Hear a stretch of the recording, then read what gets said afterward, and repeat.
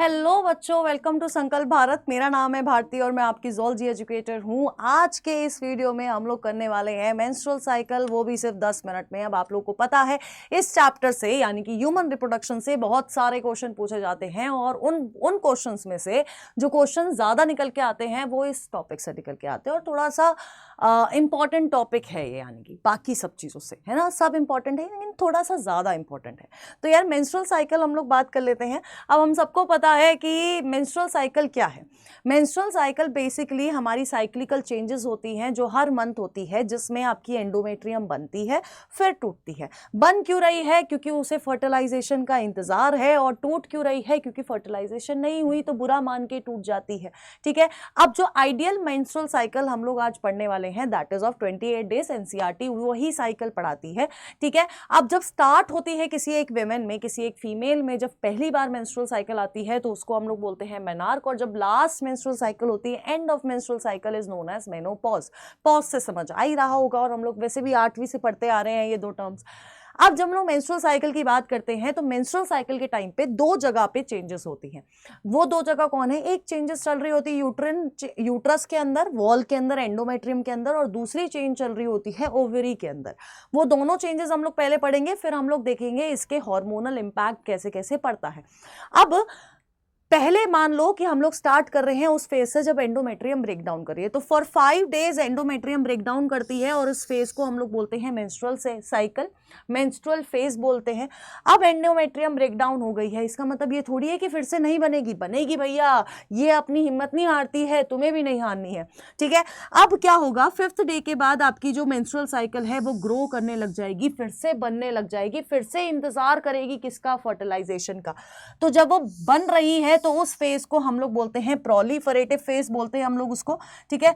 क्या बोलते हैं? प्रोलिफरेटिव फेज बोलते हैं हम लोग उसको। और अब क्या होगा? कुछ सिक्रीशन शुरू हो जाएंगी। अब वो सिक्रीशन जब शुरू होंगी तो उस फेज को हम लोग बोलते हैं सिक्रीटरी फेज, है ना। इस सिक्रीटरी फेज में एंडोमेट्रियम थोड़ी और थिक होती है। अब उसको पता लग जाता है इस फेज में ओव्यूलेशन के बाद कि अब तो स्पर्म नहीं आने वाला है, तो अब टूटना पड़ेगा। तो वो थोड़ी बहुत रोती है, यानी कि सिक्रीट करती है, और फिर वो आगे फिर से आपका ब्रेकडाउन होने लग जाती है। तो ये वो चेंजेस है जो एंडोमेट्रियम में आई। 3 तरह के फेज हमने यहाँ पर देखे, मेंस्ट्रुअल फेज, प्रोलिफरेटिव फेज और आपका सिक्रीटरी फेज। ठीक है। नेक्स्ट हम लोग देखते हैं दूसरे चेंजेस कहाँ आ रहे हैं। दूसरे चेंजेस आ रहे हैं ओवरी के अंदर। दूसरे चेंजेस कहाँ आ रहे हैं? ओवरी के अंदर आ रहे हैं। अब ओवरी में सबसे पहले क्या बनता है? फॉलिकल्स की फॉर्मेशन होती है। ठीक है। Primary follicle, secondary follicle, secondary follicle में आपकी एंट्रम कैविटी बनती है, फिर आपका मैच्योर हो जाता है ग्राफिन फॉलिकल। तो फॉलिकल्स बन रहे हैं, इसलिए पहले फेज को हम लोग क्या बोलते हैं? फॉलिक्यूलर फेज बोलते हैं। अब मैच्योर ग्राफिन फॉलिकल बन चुका है, वो मैच्योर ग्राफिन फॉलिकल फट जाएगा, टूट जाएगा, रप्चर हो जाएगा, उसमें से क्या निकलेगा? आपका सेकेंडरी oocyte निकलेगा।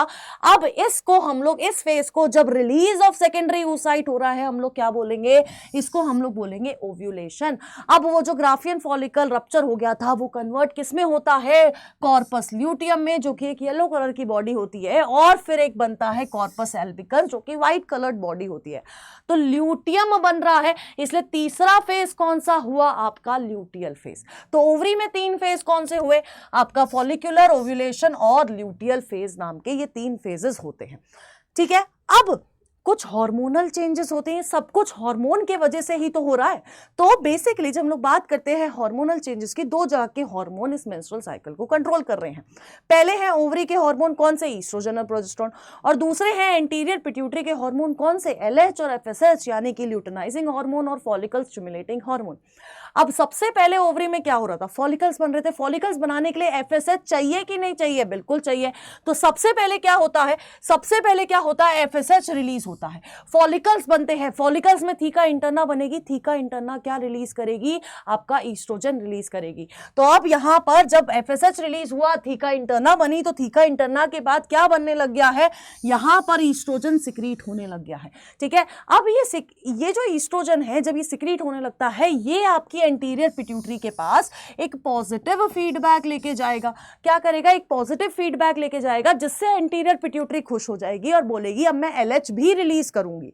ठीक है, अब वहां पर ये क्या करती है, एंटीरियर पिट्यूटरी LH भी रिलीज करती है, और एक पॉइंट आता है जब LH का और FSH का लेवल क्या होता है, पीक पे होता है, और इसको हम लोग कहते हैं LH सर्ज।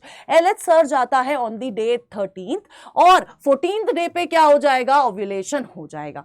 ठीक है, ये तो बात होगी जब आपके फॉलिकल्स बन रहे थे और ओव्यूलेशन हो गया। अब दूसरी तरफ क्या बनाना है, ल्यूटियल बना रहा है, कॉर्पस ल्यूटियम बनाना है, उसके लिए LH तो चाहिए। ठीक है, अब यहां पर देखो, ये LH सिक्रीट हो रहा है क्योंकि हमें कॉर्पस ल्यूटियम बनाना है। अब कॉर्पस ल्यूटियम ही वो स्ट्रक्चर है जो आगे जाके प्रोजेस्टेरॉन रिलीज करेगा। यहां पर प्रोजेस्टेरॉन का कोई रोल नहीं था, प्रोजेस्टेरॉन रिलीज हुआ यहां पर जब कॉर्पस ल्यूटियम की फॉर्मेशन हुई। ठीक है, अब कॉर्पस ल्यूटियम की फॉर्मेशन हुई क्योंकि LH रिलीज हो रहा है, कॉर्पस ल्यूटियम बन रहा है, यहां पर प्रोजेस्टेरॉन रिलीज हो गया। प्रोजेस्टेरॉन के साथ साथ यहां पर ये क्या हुआ, ये ईस्ट्रोजन भी रिलीज होता है। पहले ईस्ट्रोजन पॉजिटिव फीडबैक दे रहा था, अब ईस्ट्रोजन क्या करेगा, नेगेटिव फीडबैक देगा। क्यों देगा? क्योंकि इस ईस्ट्रोजन को पता चल गया है फर्टिलाइजेशन नहीं हुई है। अब फर्टिलाइजेशन नहीं हुई है तो इसको पता है कि इसको इन दोनों हार्मोन को कम करना पड़ेगा, इनका लेवल डिक्रीज करना पड़ेगा, ताकि फिर आगे की साइकिल कंटिन्यू हो सके। ठीक है, तो इस तरह से ये चारों हार्मोन पार्टिसिपेट करते हैं किसके अंदर, मेंस्ट्रुअल साइकिल के अंदर। तो दो जगह के हार्मोन है हमारे पास, एक है एंटीरियर पिट्यूटरी के और एक है ओवेरियन हार्मोन, और दो ही जगह चेंजेस हो रही है, एक यूट्रस के अंदर चेंज हो रही है और दूसरी चेंज हो रही है कहां पर, आपके ओवरी के अंदर। ठीक है, तो यार ये ग्राफ से क्वेश्चन आते हैं, पूछा क्या जाता है, पूछा जाता है कि इन दोनों की पीक कब होगी, 13 डे पे होती है। बिफोर ओव्यूलेशन लिखा होता है, आफ्टर ओव्यूलेशन लिखा होता है, और ऐसे करके घुमाया जाता है। ठीक है, फिर प्रोजेस्टेरॉन कब सबसे ज्यादा हाईएस्ट होता है, तो दिख रहा होगा आपके 15th डे से मान लो 22 डे तक का क्या होता है, प्रोजेस्टेरॉन का लेवल हाई है, 22nd डे पे आके उसका लेवल फिर से कम हो गया, और पहले वाले स्टेज पे कोई लेवल था ही नहीं, प्रोजेस्टेरॉन रिलीज ही नहीं हो रहा था। ठीक है, ईस्ट्रोजन देखो सबसे ज्यादा कब पीक पे आ रहा है, ओव्यूलेशन के टाइम पे आपका ईस्ट्रोजन पीक पे आ रहा है, और दूसरा कब इसका लेवल हाई है, अराउंड 20 डे, है ना। तो ये सारी चीजों से इस तरह से लेवल से क्वेश्चन पूछे जाते हैं। तो ये मेंस्ट्रुअल साइकिल इंपॉर्टेंट टॉपिक है, यहां से क्वेश्चन आएगा ही आएगा, तो इस चीज का ध्यान रखें और ऑल द बेस्ट।